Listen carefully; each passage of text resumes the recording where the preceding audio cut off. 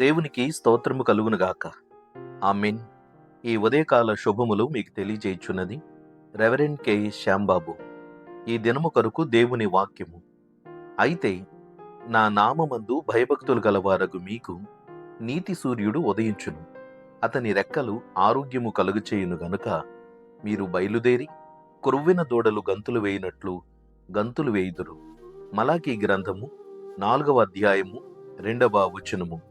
ప్రభునందు ప్రియులారా, మన అనుదిన జీవితంలో సూర్యుడు ప్రతిరోజు ఉదయిస్తున్నాడు కదా, ఇక మాకు ప్రత్యేకమైన సూర్యోదయం ఏమిటి అనుకుంటున్నారా? మన జీవితములకు కావలసిన భౌతిక వెలుతురు సూర్యుడి నుంచి మనకు అందజేయబడుతుంది.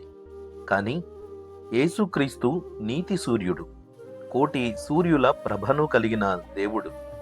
ఆయన తేజస్సు చేత, మహామహిమ చేత మనల్ని ఎల్లప్పుడూ సంరక్షించి ఆశీర్వదించి దీవిస్తున్నాడన్న సంగతి వాక్యము ద్వారా తెలియజేయుచున్నాడు.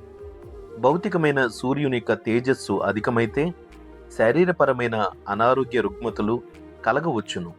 కానీ నీతి సూర్యుని యొక్క తేజస్సు ఆరోగ్యము, సమాధానము, నెమ్మదిని, ఆశీర్వాదమును కలగజేయుచున్నది.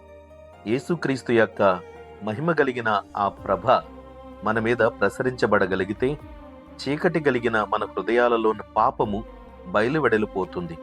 యేసుక్రీస్తు వాక్యము ఆ వెలుగై ఉన్నది. సూర్యుని వలె ఆయన వెలుగును ఈ లోకములో ఉన్న పాపాత్ములైన వారందరిపై ఉదయింపచేయుచున్నాడు.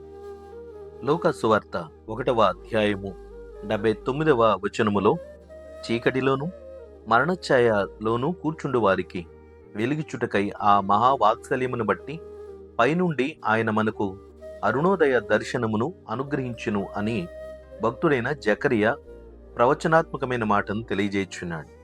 యేసుక్రీస్తు యొక్క ఆత్మీయమైన తేజస్సు పాపాంధకారమైన హృదయములోనికి ప్రవేశించబడగలిగితే పాపము వలన కలిగినటువంటి దుఃఖము, శాపము, వైరాగ్యము వీటన్నిటిని నుంచి మనం విడుదల పొందుతాం. ఎప్పుడైతే మన హృదయంలోంచి ఆ వేదనకరమైన పరిస్థితులు తొలగింపబడతాయో అప్పుడు మన హృదయము తేలిక పడుతుంది, మనసు ఆనందముతో ముందుకు సాగుతుంది. ఎప్పుడైతే హృదయము సంతోషముగా ఉంటుందో మన శరీరములున్న ప్రతి రుగ్మత నుంచి కూడా మనం విడుదల పొంది చైతన్యవంతమైన స్థితిని మనము పొందుకొని మునుముందుకు సాగగలం.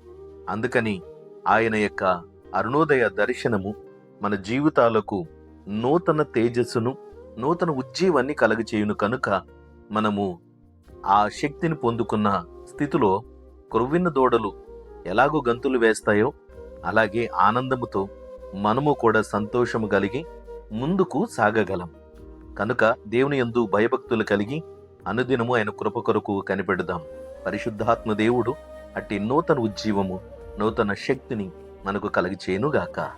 ఆమేన్. ప్రార్థన. ప్రేమగల తండ్రి, ఘనమైన దేవానికి స్తోత్రాలు. మీ ఆత్మీయమైన అరుణోదయ దర్శనమును మా జీవితములలో ఈరోజు కలిగింపజేస్తున్నాం. ఈ దినమును చూడడానికి మాకిచ్చిన ఆయుష్షు, ఆరోగ్యము, క్షేమము కొరకు స్తోత్రాలు. ప్రభువా, అనుదినము నీ వాక్యము చేత మమ్మలను బలపరుస్తున్నావు. మా జీవితములలో ఉన్న అంధకారమయమైన మా హృదయమును మీరు పరిశుద్ధపరచండి. ప్రభా, అలుముకున్న వేదన, దుఃఖము, నీరసము, నిరాశ, నిస్పృహలు ఇట్లాంటి వాటన్నిటి నుంచి మాకు విముక్తిని, విడుదల కలిగించుమని ప్రార్థన చేయుచున్నాం. ప్రభువా నాయనా, నీ ఆత్మీయమైన వెలుగు అను వాక్యమును మాకు ప్రసాదించుటను బట్టి మేము బలము, శక్తిని పొందగలుగుచున్నాం. అనుదినము నీ యందు భయభక్తులు కలిగిన మా విశ్వాసపు జీవితమును మునుముందుకు సాగించుటకు మాకు సహాయం చేయండి. మా హృదయములలో నీ ముఖ ప్రకాశము ప్రసరింపజేసి సంతోషమును, సమాధానము అనుదినము మేము పొందినట్లుగా కృప చూపుమని ప్రార్థిస్తూ నేటి కార్యక్రమాలు పాల్గొందుచుండగా మా ప్రయాణములలో, పరిచర్యలలో మా ప్రార్థనలన్నింటికి సఫలతనిచ్చి మాకు తోడై ఉండమని వేడుకుంటున్నాం.